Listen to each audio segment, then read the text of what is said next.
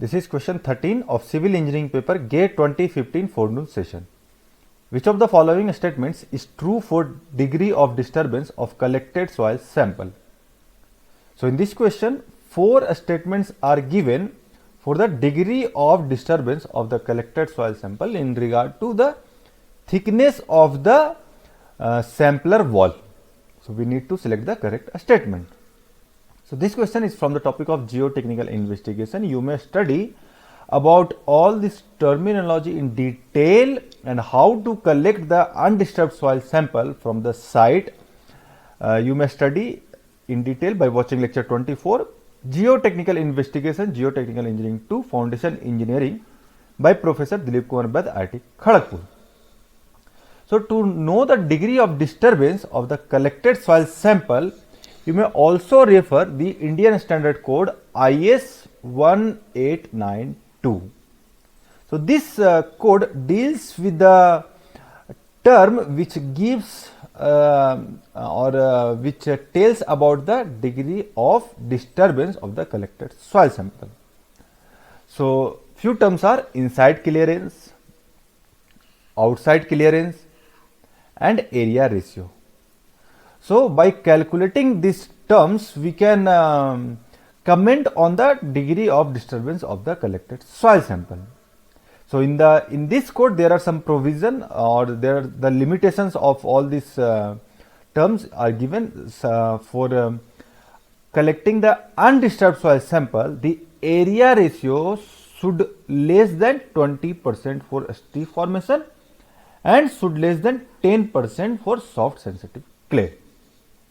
So by observing all this formula, we can say the undisturbed soil sample can be collected if the sampler wall will be lesser. So lesser the sampler wall will get the lower the degree of disturbance, or we can say the tendency of undisturbed soil sample will be high. So now if we check the options, in option A, thinner the sampler wall, lower the degree of disturbance of collected soil sample. Yes, this statement is correct. However, check other statement also. Statement B, thicker the sampler wall, lower the degree of disturbance of collected soil sample. No. If the sampler wall be more thick, then the degree of disturbance of the collected soil sample will be high. It means the collected soil sample will be undisturbed or disturbed. So the statement given in option B will be wrong. Statement C, thickness of the sampler wall and the degree of disturbance of collected soil sample are unrelated. No, this is absolutely wrong. Why? Because in all these 3 options we have seen this the formula to determine the area ratio depends upon the dimension of this cutting edge and the sampling tube diameter. So inside clearance, outside clearance and area ratio can be found by knowing or from this the dimension of the cutting edge and the sampler tube.